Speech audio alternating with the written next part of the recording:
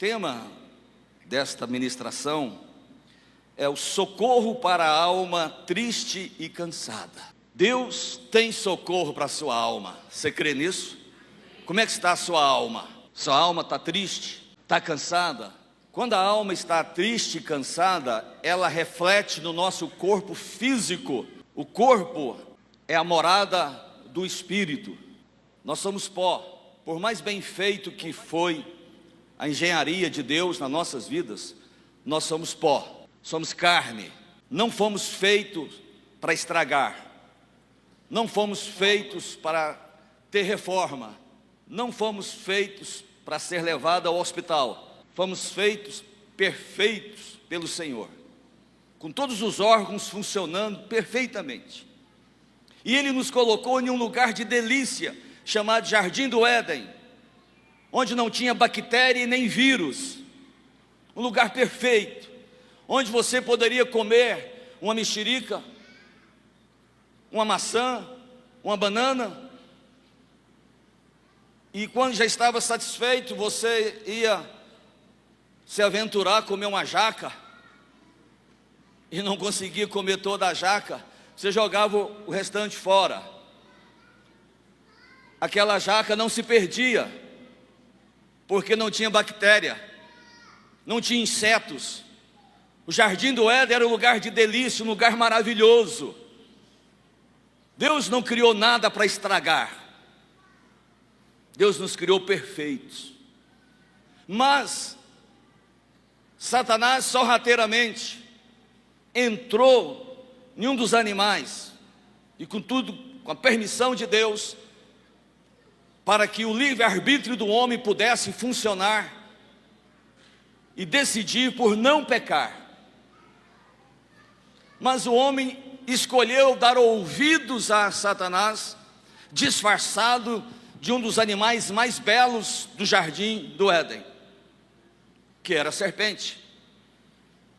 E ali houve um diálogo, e Satanás convenceu o homem a virar as costas para Deus. E naquele momento o homem morreu. A perfeição de Deus morreu, se tornou defeituosa, se tornou caída, porque a intenção de Satanás é transformar as pessoas como ele. Ele é um ser caído,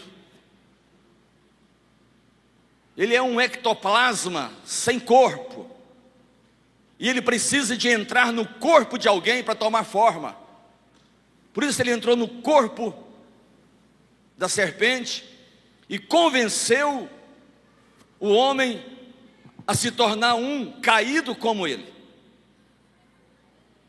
E dali em diante o homem morreu. O homem morreu fisicamente, o homem morreu teologicamente, perdeu a sua comunhão com Deus. O homem morreu espiritualmente, porque se não aceitar Jesus, o espírito, corpo e alma vai tudo para o inferno. O homem morreu emocionalmente. E quando essa morte chega no homem, ele se assusta, e ele percebe que ele está nu. Ele sai do estado de inocência que ele tinha quando Deus o criou na inocência, e passa a viver um estado de consciência. Ele passou a ter consciência do pecado, por isso ele se esconde do Senhor.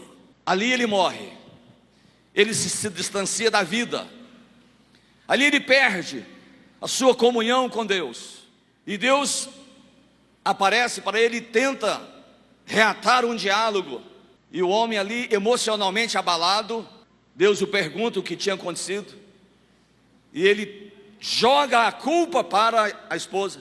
A mulher que o Senhor me deu, olha o que Adão diz para o Senhor: a mulher que o Senhor me deu, dá a entender-se que eu não pedi, mas o Senhor me deu. Mas na verdade ele sentiu falta de uma companheira, de um adjuntor, e Deus o deu para ele. Mas quando a coisa entrou numa esfera difícil, quando a coisa estragou, quando o motor fundiu, o homem disse: eu não, o Senhor que me deu. Ou seja, uma alma ferida, uma alma cansada, uma alma triste, ela tenta transferir para o próximo os seus erros. Uma alma machucada, ela não quer assumir as suas mazelas. E nós vivemos hoje em um mundo que, infelizmente, a nossa alma está ferida, a alma está cansada, triste, a alma começou a se encher de dores, a alma começou a abrir a porta para entrar lixo. E nós aqui sabemos muito bem o que é lixo que entra na nossa alma e vai nos congestionando. A alma começa a ficar entulhada, fica pesada, fica sobrecarregada, fica cansada. Ela começa a se desfalecer. E principalmente no final do ano, é o período que nós temos que fazer uma retrospecção. Temos que olhar um pouco para dentro de nós e deixar de olhar para o outro. Adão olhou para o outro, quis culpar o outro, porque a alma dele estava cansada. O espírito de Adão havia morrido quando Adão pecou. A ligação dele com Deus morreu. A alma acusou e o corpo sentiu. Então vamos abrir em Mateus capítulo 11. Deus tem socorro para a sua alma. Você crê nisso?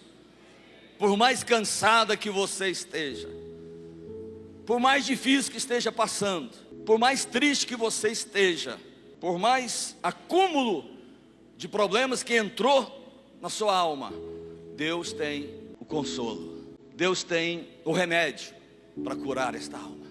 Deus está procurando o homem até hoje. Quando ele procurou Adão, e Adão estava escondido, mas Deus foi lá nas árvores, nas folhas, onde ele estava escondido, e Deus o achou. E Deus continua procurando o homem até hoje, através de Jesus Cristo. Jesus está entrando, por isso a Bíblia diz que Ele nos escolheu, Ele nos amou. E olha o que diz Mateus 11, verso 28. Aqui o próprio Jesus está dizendo: vinde a mim todos os que estáis cansados e sobrecarregados, eu vos aliviarei. Jesus está chamando, Ele diz: vinde a mim,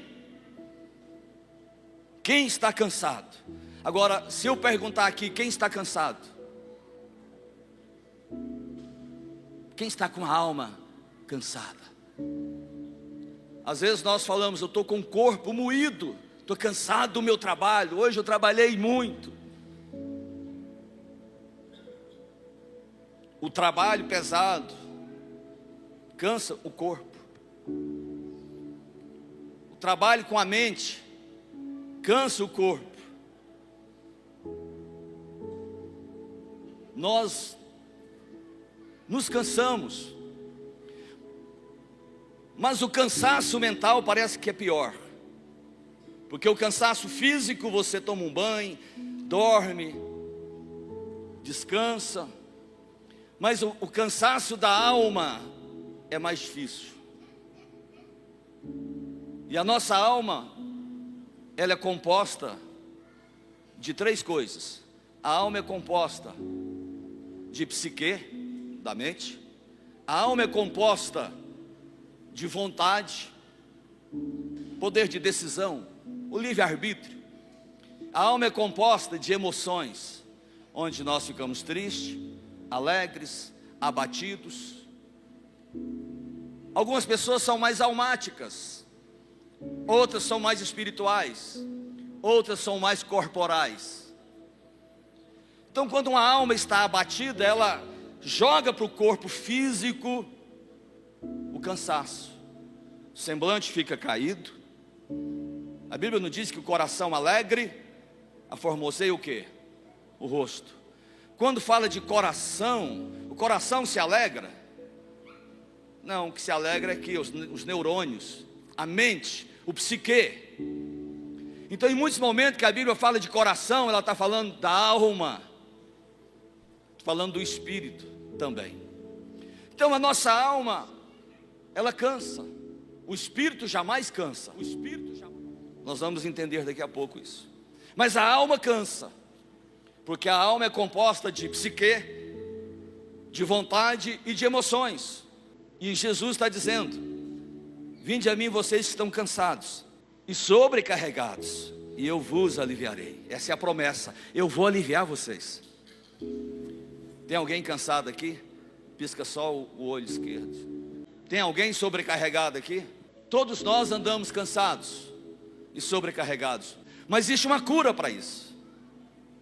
Jesus está dizendo: venham a mim e eu vou aliviar vocês. E muitos vão até Jesus, sim, eu vou até Jesus. Vai com entusiasmo, eu vou até Jesus. Jesus está chamando, Ele vai me aliviar, Ele vai tirar esse peso das minhas costas, Ele vai tirar esse sobrepeso, esse cansaço, essa tristeza. Jesus vai resolver esse problema.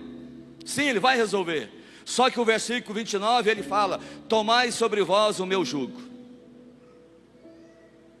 Para que eu e você possamos ser aliviados desse sobrepeso, desse cansaço, precisamos pegar o jugo de Jesus. E ele fala que o meu jugo é suave, no verso 30. O meu jugo é suave e o meu fardo é leve. Mas quando se fala em jugo, a gente fica preocupado. O jugo de Jesus chama-se cruz. E ele diz: quem quiser ser meu discípulo, negue-se a si mesmo, tome a sua cruz e siga-me. Então o fardo de Jesus é leve, é só eu aprender a renunciar. A maioria dos nossos problemas é porque nós não renunciamos, nós não cedemos. O orgulho que está dentro de nós nos faz fugir da presença de Deus, e nós nos escondemos atrás das árvores, das folhas, e cosemos para nós roupas próprias, de acordo com o que nós queremos, de acordo com o molde, com o modelo, com o tamanho. Eu vou traçando aquilo que eu preciso para me esconder de Deus, da sociedade, me esconder da igreja. Então Jesus está dizendo: olha, vem que eu vou aliviar vocês, mas vocês precisam tomar o jugo. Sim, eu já peguei o jugo do Senhor, eu estou na cruz, estou carregando a cruz, já renunciei, amém. E aí ele fala então na parte B do versículo 29: aprendei de mim, porque sou manso e humilde de coração, e acharei descansos para as vossas almas. Olha a alma aqui de novo. Jesus quer trazer descanso para a alma, mas é necessário aprender dele. Muitos vão até Jesus, sim, mas quando ele diz: olha, pega o meu jugo, não, peguei o jugo, já renunciei. Ele fala: então agora aprendam de mim. Esse texto é riquíssimo. Jesus quer nos ensinar, e nessa manhã ele vai nos ensinar muitas coisas. Aprendei de mim que sou manso e humilde. Então Jesus não é arrogante, Jesus é humilde. Ele está fazendo aqui um convite: venham que eu quero ensinar vocês. Será que estamos prontos para aprender de Jesus? A gente até concorda, sim, estou pronto. Mas quando ele prova se eu estou pronto, eu não estou pronto. Quando ele nos pede algo: aprendei de mim. Muitos até vão até Jesus com rapidez, mas quando ele fala aprendam de mim, ou seja, sejam catequizados agora por mim. Eu quero ensinar vocês. Eu tenho uma filosofia de vida diferente. Eu quero levar vocês de volta para o jardim do Éden. Quero transportar vocês para o paraíso depois, na vida eterna. O Senhor só tem coisas boas para nós. Mas esse mundo tem nos cansado tanto, tem nos distraído tanto, esse mundo tem nos intoxicado tanto, que nós não estamos a fim de aprender com Jesus. Nós estamos num embate tão grande uns com os outros, numa disputa tão grande lá fora por espaço. Mas Jesus está dizendo: eu sou humilde, sou manso. Quero ensinar vocês. Quero ensinar você, Gilberto. Então quando o pastor Silvio elaborou essa palavra, eu pude entrar um pouco dentro da mente dele e perceber o que é que ele estava querendo transmitir. quando ele diz que o socorro para a alma triste e cansada. Existe socorro para essa alma que está desfacelada. Algumas almas, algumas coisas podem acontecer e trazer dano para a alma. Nós somos perfeitos, criados em perfeição, mas depois do pecado nós precisamos de manutenção, igual um carro precisa. Às vezes o carro precisa limpar as velas, a injeção não está funcionando, tem que trocar algumas peças, precisa da manutenção. E nós também precisamos de manutenção. Quantos danos a nossa alma passa? Quantos de nós tem mais de ano que não vai no médico, não cuida da sua saúde física, principalmente os homens? Por que a maioria dos homens morre primeiro? Porque não cuida da sua saúde. As mulheres cuidam mais. Então, às vezes, algumas coisas vai trazendo dano à nossa alma. Falta de propósito na vida. A pessoa não tem propósito, falta de sonhos. Ou se sonhou, se frustrou, porque não aconteceu. Mas o Senhor está dizendo: vinde a mim você que está cansado. Você cansou da vida, cansou de esperar a mudança do marido, a mudança da esposa, cansou de esperar a mudança dos filhos. Você já se sobrecarregou, mas o Senhor está dizendo: venham a mim que eu vou ensinar vocês, aprendam comigo, eu tenho para vocês o remédio para essa situação. E nós vivemos dias tão assustadores, né? Tragédias acontecendo, enchentes vindo em todos os locais. E às vezes nós aqui, numa cidade tão boa de se viver, uma das melhores do Brasil,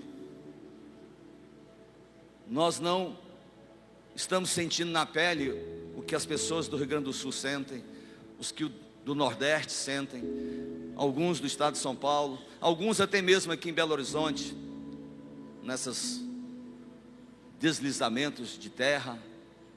Então essas coisas tudo vai nos assustando.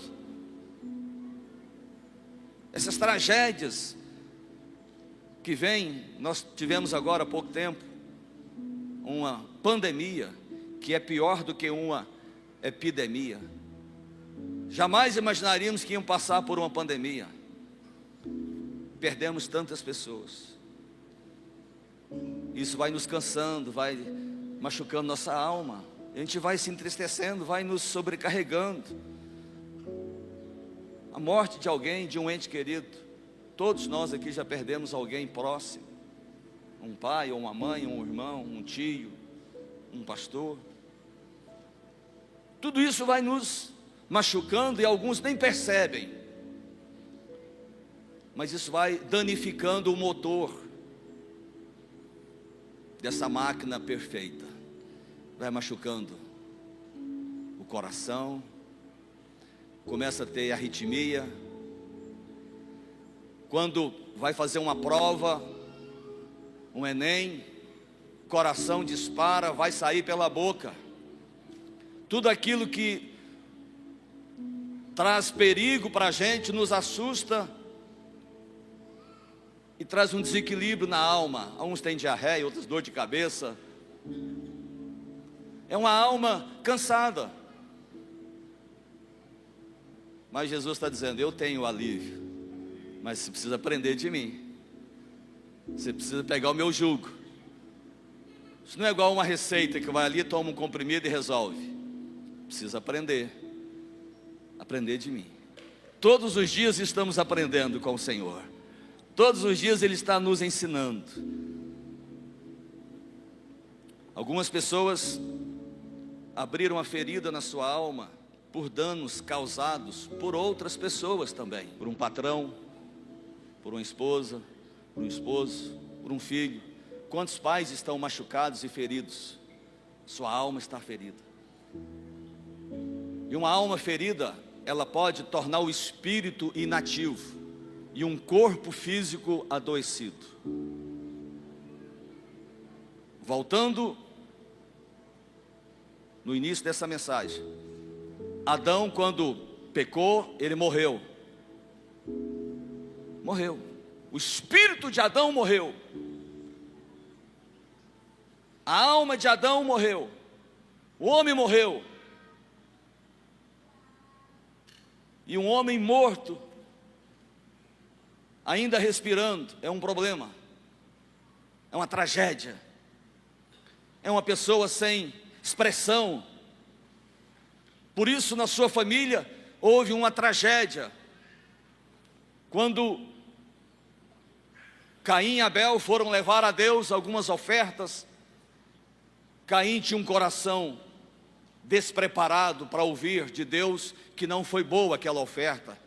Deus não desaprovou a pessoa de Caim. Deus apenas disse que o seu coração não está bom, Caim. Você pode me oferecer tudo que você tem, Caim. Eu não vou receber porque você não está oferecendo com o coração. Você está morto. E Caim, por estar morto, quis então matar o seu irmão Abel, como o fez. Matou fisicamente Abel, mas Abel tinha a semente da verdade. Abel tinha uma genética ainda de um Deus que procura pelo homem. Por isso Abel, o sangue dele clama até hoje. Então preste bem atenção, irmãos. Uma alma ferida por outras pessoas, ela também fere. Uma pessoa acuada, ela pode ferir outro. E o Senhor quer nos curar nesta manhã. O culto de ceia é para que haja cura também, para que haja restauração. Quantas pessoas estão feridas por um divórcio, por um casamento mal resolvido, por lembranças que ainda o fere quando toca no assunto. Quando fala, não quero ouvir esse assunto, não quero conversar sobre isso. Quando não quer conversar porque ainda tem problema, tem barreiras. Mas o Senhor está dizendo, venham a mim, eu tenho a solução para isso. Deus está nos procurando até hoje. Adão, onde você está? Cadê você? Quantos Adão nós temos aqui hoje? Quantas Evas nós temos aqui hoje? A palavra Adão quer dizer homem. A palavra Eva quer dizer mulher, varoa. Então nós somos os Adãos, as Evas que Deus está procurando. Se nós queremos ter uma vida saudável, um casamento saudável, uma família saudável, devemos aprender com Jesus. Não basta ir até Jesus. Ir até Jesus, muita gente vai, levantou a mão, aceitou Jesus. Aceitei Jesus, sim. Até usamos um vocabulário, o contrário, aceitamos Jesus, como se Ele estivesse precisando. Não, é Ele que nos aceitou. Ele nos aceitou. E nós aceitamos a aceitação dEle. Ele nos amou primeiro. Então nós vamos até Jesus. Amém. Primeiro passo é esse, reconhecer que eu preciso de Jesus. Mas não para aí. As pessoas vêm até Jesus com a alma destruída. Elas vêm com uma traição nas costas. Elas vêm com assassinato nas costas, com roubo. Elas vêm cheias de mazelas, cheias de problemas, cheias de lixos, cheias de entulho. Vem uma alma totalmente destruída e um espírito inativo. E um corpo totalmente machucado, com dores, arritmias.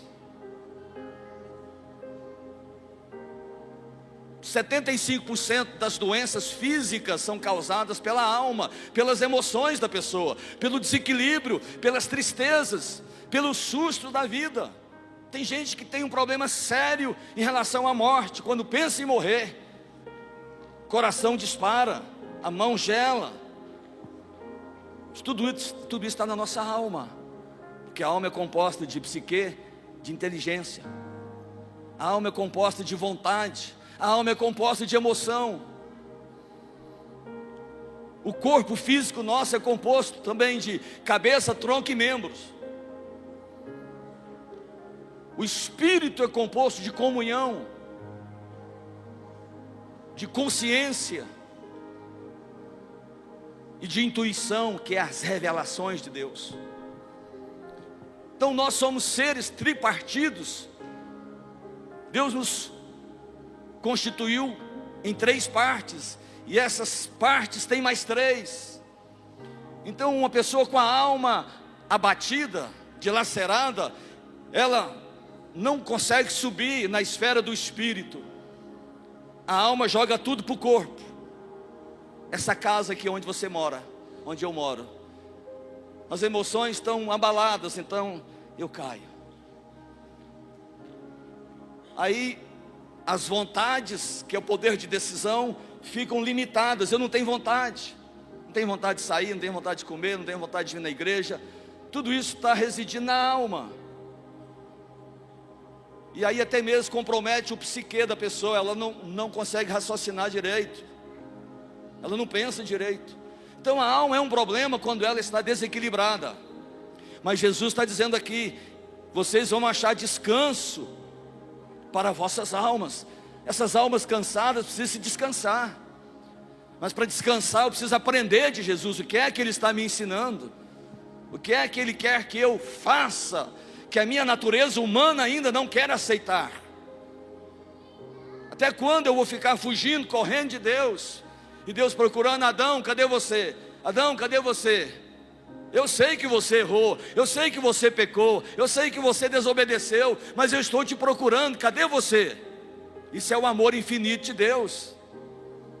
É um amor do Senhor que não desiste.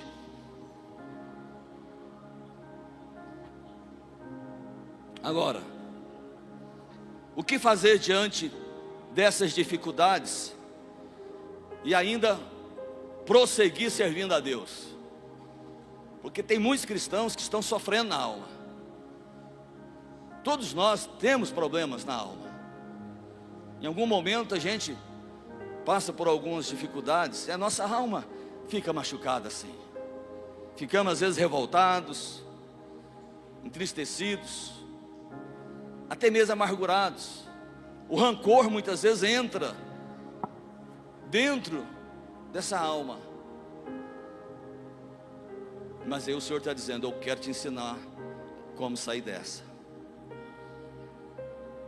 O que fazer diante dessas dificuldades para prosseguir servindo ao Senhor? Primeira coisa, lembre-se, jamais esqueça que você é um filho amado do Senhor. Levanta sua mão e diga assim: Deus tem socorro para minha alma. Deus me ama. Ele enviou Jesus para me perdoar. Amém? O perdão de Jesus é nada mais, nada menos do que Ele nos aceitar como nós somos. E aí Ele vai começar a trabalhar. Quando a gente chega no hospital, às vezes a pessoa teve um acidente, chega todo quebrado, faltando sangue, já perdeu muito sangue. O hospital aceita aquela pessoa do jeito que ela chega. É ou não é? Ou o médico rejeita. Se bem que o hospital recebe aquela pessoa e depois vai consertando, vai ajeitando, ajustando. Assim é Jesus. A gente chega no hospital, na presença dEle. Muitas vezes a gente acha que o hospital é a igreja. Deveria ser, mas a igreja na verdade é um UAI. Todo mundo está sentado, um do lado do outro, mas não sabe o problema do outro. De vez em quando um arrisca: e aí, você está aqui por quê? E a demora para ser atendido, muitos até desistem. Às vezes a gente acha que Deus está demorando a resolver os nossos problemas, que a igreja está falhando conosco de resolver os nossos problemas. Em João 3,16, um versículo que todo mundo conhece: porque Deus amou o mundo de tal maneira. Deus amou o mundo de tal maneira Essa é uma expressão que não dá nem para explicar, de tal maneira grandiosa, infinitamente grandiosa, que Ele deu o seu Filho unigênito, para que todo aquele que nele crê não pereça, não se canse, não fique sobrecarregado, cansado, mas tenha a vida eterna. Você entende esse amor de Deus? Então jamais, meu irmão, primeira coisa, jamais se esqueça que Deus te ama. Através de Jesus Cristo, o amor de Deus foi derramado sobre nós. Por isso Ele nos amou primeiro. E Ele nos escolheu, e não nós o escolhemos, mas Ele nos escolheu primeiro, nos aceitou. Então o que é que você deve fazer diante das dificuldades, dessa alma cansada, ferida, machucada? Primeira coisa, você não pode desistir. Você tem que entender que Deus te ama. A despeito de qualquer coisa, qualquer situação, Deus te ama. Eu sei que não é fácil nós como seres humanos amar o outro. Temos que nos esforçar muito para amar o outro. Sabe por quê? Porque nós olhamos mais os defeitos do outro. Nós avaliamos o outro pela imagem muitas vezes. Primeira impressão nossa, às vezes é o que fica. Nós não enxergamos o coração. Nós não andamos com a pessoa para conhecer ela. Nós já fazemos o pré-julgamento e já fechou. Passou a régua e pagou a conta. Nós não conseguimos andar com as pessoas porque nós já temos uma imagem ruim.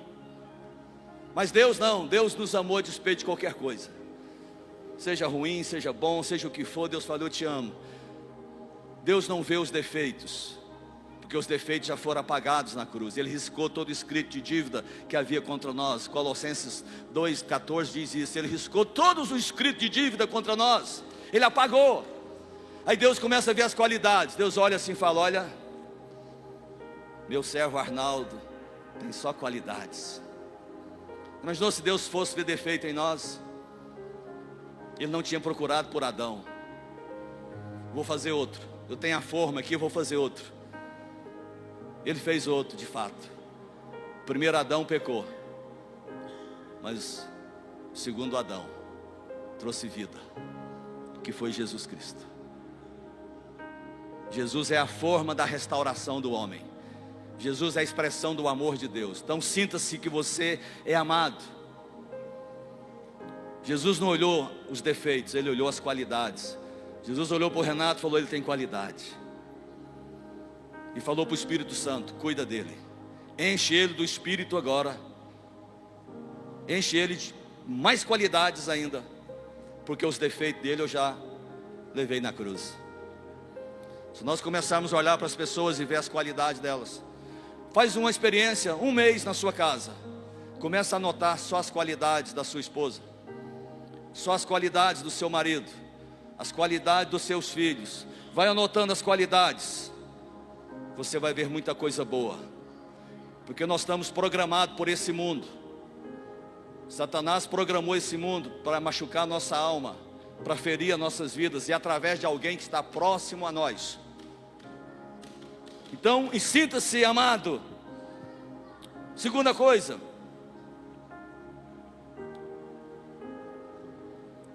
não se isole, que a tendência de quem está ferido na alma é se isolar.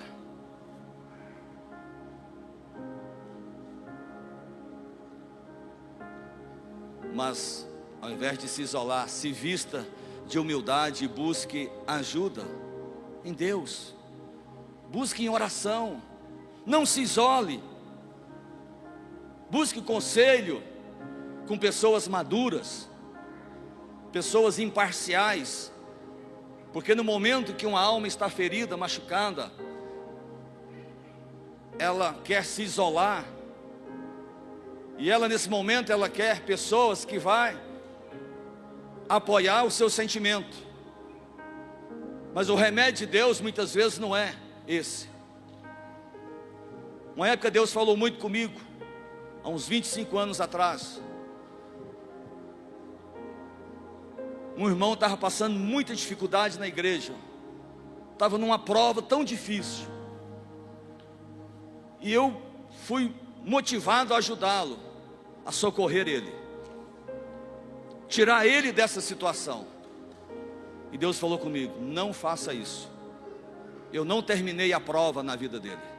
Não queira me ajudar, não queira antecipar o que eu estou fazendo na vida dele. Eu não terminei ainda. Então nós temos que ter um discernimento no espírito para ouvir Deus, porque senão você ajuda alguém e Deus diz: não faça isso agora. Então isso é uma linha muito fina, que você precisa de orientação de pessoas maduras e capacitadas, e pessoas sérias, porque a tendência nossa é ajudar o ferido, levantar o que está caído, é amparar aquele que está desprovido, é aconselhar o que está na prova. Sim, podemos aconselhar, mas não o tire da prova ainda, porque se tirar antes da prova, ele não passou de ano. Deram para ele um diploma arranjado. E assim nós temos, às vezes, muita gente na igreja, líderes, até mesmo de alto escalão, que não passou pelo processo do treinamento e da prova. Tiraram do forno antes de estar pronto. O vaso, o barro foi levado para o forno, e ele tem que ter o tempo certo, a temperatura certa. E quando ele sai daquele forno, ele não pode ter nenhuma trinca, nenhuma bolha, senão ele tem que ser quebrado de novo e levado novamente. E essas bolhas de um barro se tira antes de levar para o forno. Às vezes a gente coloca um obreiro, uma pessoa no forno antes da hora. Deus está fazendo aqui, modelando o barro. Enquanto está mole, dá para mexer. Você vai mexendo, e o barro mole, o oleiro bate nele, bate para ele amolecer mais, e vai moldando, e vai fazendo.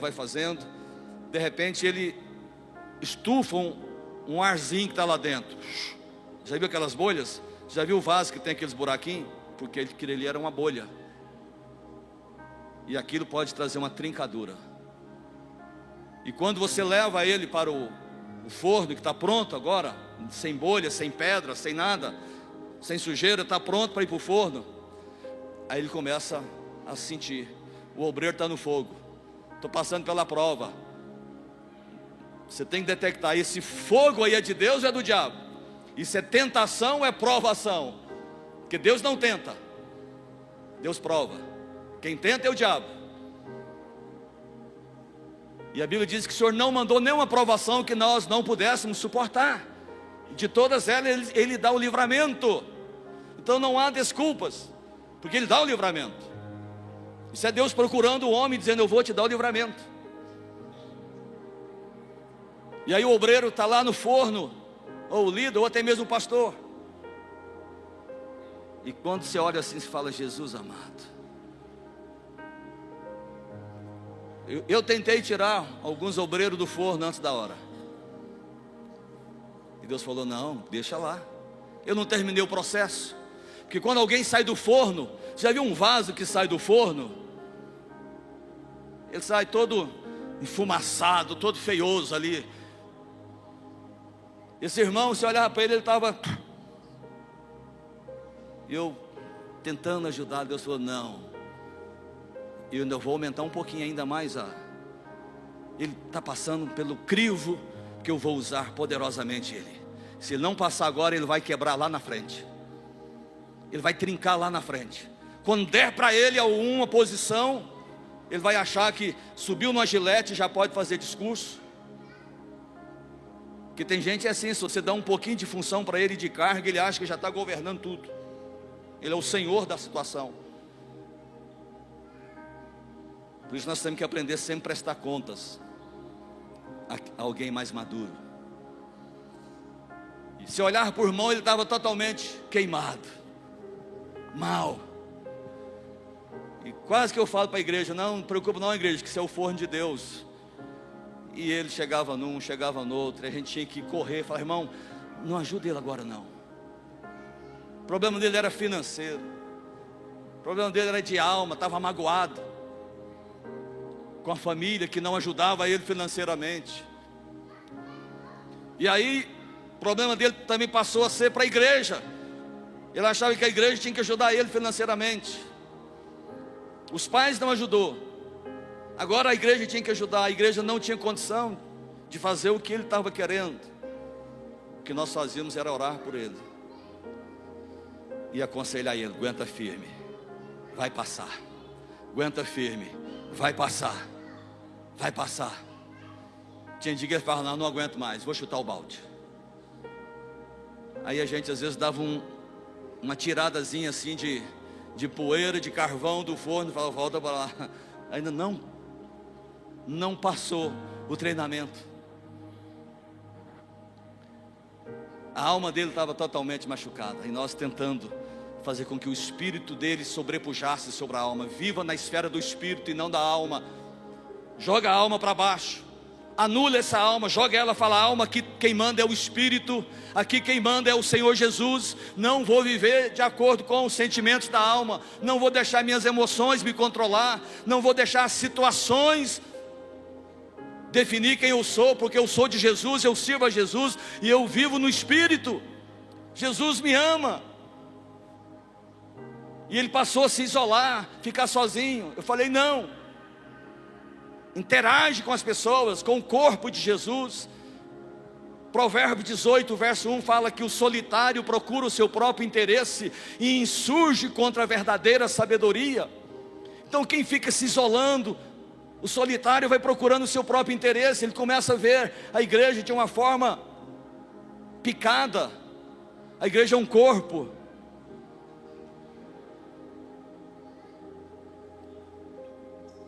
Salmos 86, verso 6 fala que o Senhor faz com que o solitário viva em família. Ele faz com que o solitário viva em família. A igreja é uma família.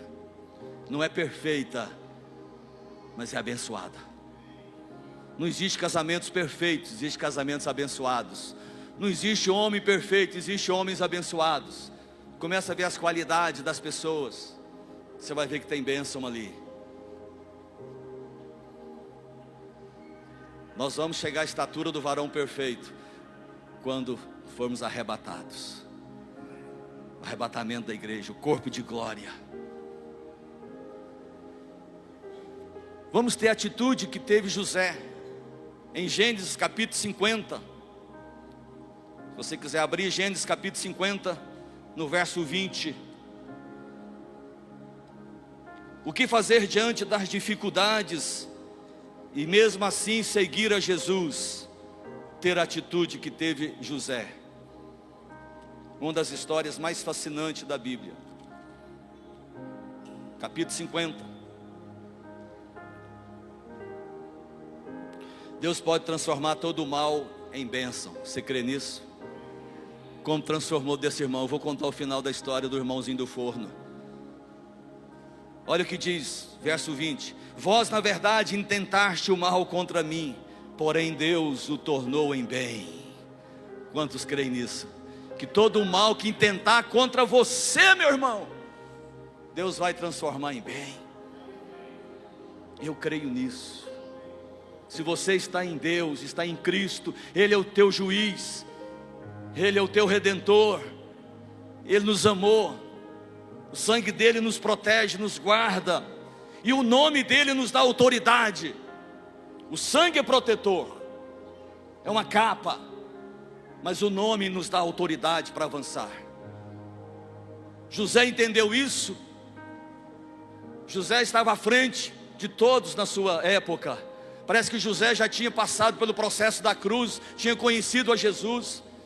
O mal que fizeram a José, ele diz aqui: vocês me intentaram fazer o mal, como de fato fizeram o mal. Não só intentaram, mas José tinha um coração tão de Cristo, que ele diz: vocês só intentaram, vocês intentaram fazer o mal. Mas de fato nós sabemos que os irmãos de José fez o mal a ele. E ele diz aqui: porém Deus o tornou em bem. para fazer como vedes agora, que se conserve muita gente em vida. Esse é um coração sem vingança. Uma alma ferida quer vingança. Faz uma detecção aí dentro de você. Você quer vingança? Se nós começarmos a querer vingança, porque nossa alma está totalmente transtornada, ela quer que o outro sofra os danos por ter me ferido. Mas se Jesus é o Senhor da minha vida, se Ele já me comprou, o sangue dele já me lavou, eu preciso amar aquele que me fere. Ele diz, dá outra face. Não é fácil, mas Ele está dizendo, vinde a mim você que está cansado, você que não quer aceitar isso, você que está sobrecarregado, já passou até do seu limite, você já está acima do seu limite, sobrecarregou. E uma pessoa sobrecarregada fica agressiva mesmo. Mas Ele diz, eu quero te ensinar, aprendam de mim algumas coisas, eu sou humilde e manso. Amém? José entendeu isso, ele disse, olha, eu não tenho rancor de vocês, eu não tenho mágoa de vocês, passei por tudo isso para que conservasse muita gente em vida. Você sabe a história, os irmãos de José entregaram José, tiveram inveja dele, jogaram numa cisterna, venderam. Ele teve um transtorno onde ele estava, foi acusado de assédio sexual, foi preso, foi esquecido na prisão. Mas ele não se esqueceu de Deus e nem Deus esqueceu dele. Ele passa 13 anos preso, nessa situação toda. 13 anos de sofrimento, até sair da fornalha. Sair da fornalha como um vaso preparado para ser o segundo homem do Egito, para ser governador. Ele disse, olha, tudo que eu passei foi para conservar vocês em vida. Tudo que eu passei, todo o forno que eu passei, foi para me amadurecer para esse momento. Eu não quero vingança, eu poderia jogar vocês agora, meus irmãos, lá na masmorra. Vocês tentaram me matar, então agora eu vou agir, porque eu tenho poderio para isso. Nós, com a alma ferida e machucada, a gente quer pisar em todo mundo. Quem nos feriu, quem nos machucou, a gente quer dar o troco, a gente quer pagar o mal com o mal. Mas pagar o mal com o mal é lavar barro com barro, fica limpo? Deus está nos ensinando hoje, vamos liberar o perdão. Porque esse cansaço que está aí dentro, muitas vezes é porque você não liberou o perdão. E carregar uma mágoa, sustentar uma mágoa, um rancor dentro de si, custa-nos muito. É muito cansativo. Você quando pensa naquela pessoa, dá uma friagem na barriga. Você pensa nela à noite, perde alguns minutos de sono pensando em fulano. Mas fulano fez isso comigo, fulano fez aquilo, fulano fez aquilo outro, e distribui uma lista. Você dorme com aquela pessoa. Vai tomar café da manhã, pensa naquela pessoa. Vê uma pessoa com o mesmo nome dela, pensa nela de novo. Está cansado, está sobrecarregado, a alma está triste e cansada. Mas Jesus está dizendo, venham a mim que eu vou aliviar você. Não se isole, seja humilde, se vista de humildade e procure ajuda, mas ajuda de quem vai ajudar. Porque eu, no meu ministério, eu já experimentei de quase tudo. Esse ano está fazendo 40 anos de ministério, ainda não aprendi nada, estamos aprendendo, mas já experimentei muitas coisas. Desde amigo verdadeiro, que confrontou e falou, a cara ficava vermelhinha, o coração ficava, mas esse é meu amigo. Desde os verdadeiros amigos até os bajuladores que falam, não, você está certo, fulano é isso mesmo, fulano é um vagabundo mesmo, fulano te feriu mesmo, não, você tá certinho, continua assim. Essa pessoa não te ama, são os bajuladores. É igual aquelas mulheres que choram no velório, carpideiras, são pagas para chorar. Assim tem os carpideiros na igreja, que validam uma alma ferida. Uma alma ferida precisa ser curada e não validada. Que quem valida a alma ferida também está com o mesmo sentimento. Deus está dizendo: aprendam de mim, sou manso e humilde. Eu quero aprender muita coisa ainda, irmão. Se eu ficar escutando apenas o que eu gosto de ouvir e que quero ouvir, eu jamais serei curado. Esse irmão, nesta igreja no estado de São Paulo, o forno dele durou 3 anos. Não pagam as minhas contas, não olham para mim, não estão vendo que eu estou sofrendo, não estão vendo que meu nome está no Serasa, no SPC, não estão vendo que agiotas estão vindo atrás de mim, não estão vendo o meu sofrimento. Eu disse a eles: estamos vendo tudo, nós estamos vendo, e você ainda não saiu desse forno. Sabe por quê? Porque Deus não terminou o processo. E outra coisa, Deus vai prorrogar o processo enquanto você ficar próximo de pessoas que ficam te bajulando, que fica tentando tirar esses chamuscos de feiura do forno, tentando ajudar Deus no processo. Depois de 3 anos, eu já estava quase mudando daquela cidade, ele começou a crescer, fez um bom negócio. Numa tacada só ele já pagou, tirou o nome do Serasa, do SPC. Deus começou a tirar ele. E aí eu falei: agora Deus vai passar um pano para tirar toda essa sujeira, e vai passar um verniz, e vai passar uma tinta, e você vai ficar bonito. Depois ele foi numa outra cidade que eu morava, eu tinha mudado daquela cidade. Ele foi lá, chamei ele para dar o testemunho. Ele estava tão brilhoso, tão vistoso, irmão.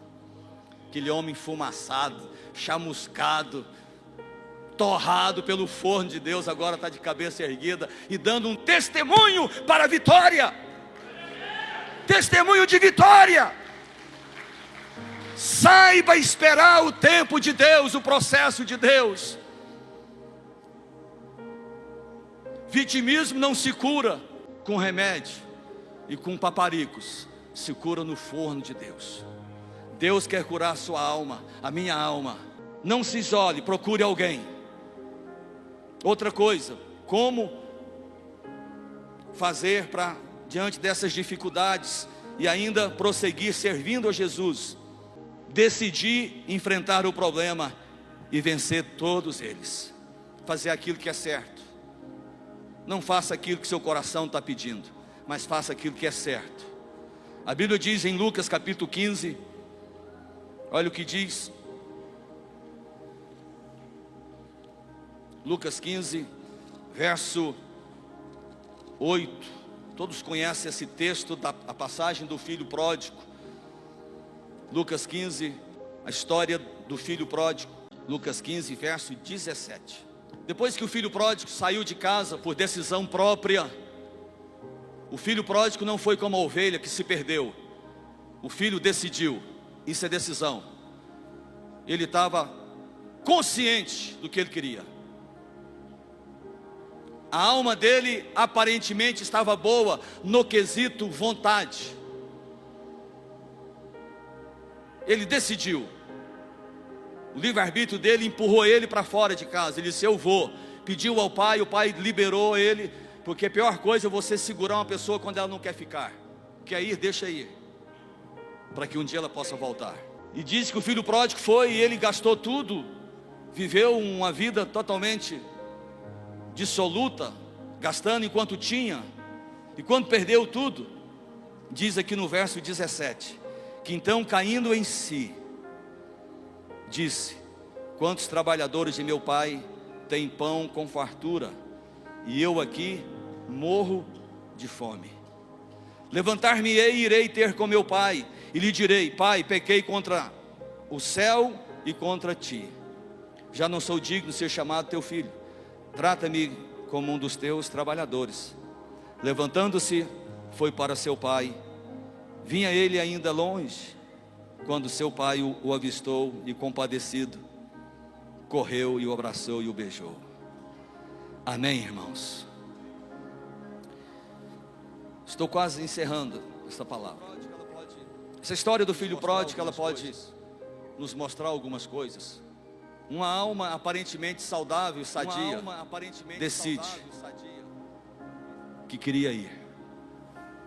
Tomou uma decisão. Mas se você olhar o pano de fundo depois, percebe que não era uma alma sadia. Era um rapaz insatisfeito dentro da casa do pai. Tinha tudo ali. E resolveu ir embora. Não tomou uma decisão certa. Às vezes, uma pessoa com a alma ferida, ela toma uma decisão errada. Satanás estava ferido contra Deus. E numa decisão errada, ele perdeu o seu lugar no céu e levou com ele a terça parte dos anjos. Muitas vezes uma pessoa ferida, ela pode arrastar multidões atrás de si. Fazer as pessoas acreditar nas suas dores. Eu já vi igreja abrindo, dividindo, por causa de dores, de incompreensões.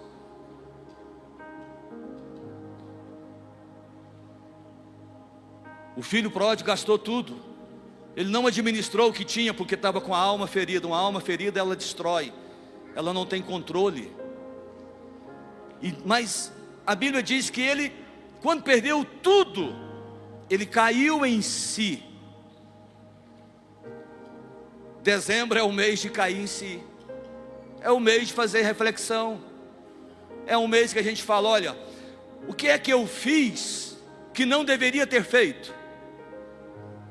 O que é que eu não fiz que eu precisava ter feito? O que é que eu fiz? Então é um mês de reflexão. É o mês em que se comemora o nascimento de Jesus. É o mês da virada para começar um novo ano. Tem gente que acredita que o virar da folhinha 31 para 1º vai mudar na atmosfera e vai acontecer uma coisa que vai mexer com o ânimo de todo mundo. Mas o virar da folhinha não muda nada se eu não mudar. Se eu não cair em si. Eu preciso cair em si. Olhar para dentro de mim e falar, eu preciso mudar. A gente faz uma lista de final de ano para começo de ano. Mas esse rapaz caiu em si. Ele disse, eu vou tomar uma atitude agora. Eu preciso mudar. Vou voltar para a casa do meu pai. E como será essa volta? Eu preciso aprender. Para que eu possa prosseguir adiante, servir a Jesus, mesmo nas dificuldades, nas lutas, eu preciso ser como esse filho pródigo. Cair em si, reconhecer. Pôr os neurônios para pensar, falar, eu reconheço. E para reconhecer, você precisa tirar o orgulho, precisa tirar o achismo, o vitimismo, precisa tirar toda... é um exercício forte demais. Porque nós nos auto-sabotamos. A gente gasta uma energia tão grande para nos sabotar, para explicar para nós mesmos que nós não estamos errados, que nós não merecemos estar sofrendo. E gastamos muita adrenalina para isso. Mas quando você cai em si, é nobreza. Coisa mais nobre num homem é reconhecimento que errou. E aí ele toma uma atitude. Quando eu caio em si, eu preciso tomar uma atitude também. Agora eu vou me levantar e vou lá. Vou lá onde está o meu pai. Não sei o que ele vai fazer, mas eu já estou programado aqui para dizer, pai, eu pequei contra o Senhor. Não precisa nem de me aceitar como filho mais, mas me trata como empregado. Ele foi com essa programação. Só que quando ele chega lá, ele vê o pai. E o pai representa o Senhor. O pai que o aceita de volta. O pai que deixou ir. Deus deixou Adão ir. Mas Deus agora recebe Adão de volta. Deus nos recebeu de volta. A genética de Deus está em nós. Há um vazio dentro de nós que só é preenchido pelo Senhor. Vinha ainda longe o filho, quando o pai o avistou, e compadecido dele correu e o abraçou. Irmão, preste bem atenção nisso. Aceitação não é aprovação. Eu aceito você, meu filho. Não aprovei o que você fez, mas eu te aceito. Não confunda isso. Aprovação é uma coisa, aceitação é outra. Eu te aceito. Venha, venha de volta. Não aprovei o que você fez, mas eu te perdoo. Já risquei o seu escrito de dívida. Amém?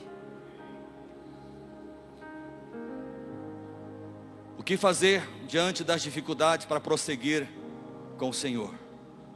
Ler a palavra de Deus, buscar ao Senhor. Busca o Senhor, irmão. Participe da célula, se envolva. Chega mais cedo na reunião. Se envolva lá com um grupo de irmãos. Interage com eles. Fale, eu quero crescer nessa célula. Eu quero avançar. Quero me envolver com vocês. Quero ler a palavra. Quero orar. Quero jejuar. Eu quero ser alguém aqui. Quero ser usado por Deus. Mas se a pessoa ficar retraída e pacata, distraída, ela não vai vencer os problemas da alma dela. Ela vai deixar a alma sobrepujar sobre o espírito e dominar o corpo dela, e as suas vontades serão vontades destruidoras. Então o Senhor está dizendo: vinde a mim vocês que estão cansados e sobrecarregados, que eu vos aliviarei. É a certeza que Ele nos dá. Ele fala: aprendei de mim, que sou manso e humilde de coração. Eu quero ensinar vocês, tem uma proposta nova para vocês. Então, leia a palavra. Se o problema que você está passando, se a sua alma está ferida, porque muita gente carrega um pecado, esconde um pecado, e a alma dele nunca se levanta, ele está sempre sendo acusado, dia e noite, por Satanás. A alma está machucada porque carrega um pecado, carrega algo que o feriu no passado, e esse passado não sai de dentro dele. Então é hora de você falar: olha, eu preciso me arrepender, pedir perdão, preciso confessar, não vou retroceder, eu vou buscar o Senhor. E por último, para que eu possa vencer essa alma triste e cansada, e ainda prosseguir servindo a Jesus, eu preciso pregar a palavra de Deus. Preciso ministrar a palavra de Deus, porque é pregando que eu sou edificado. Quando eu prego a palavra de Deus, eu estou levando vida para aqueles que não têm vida. Quando o Senhor diz: vinde a mim, esse vinde a mim me arremete ao ide por mim.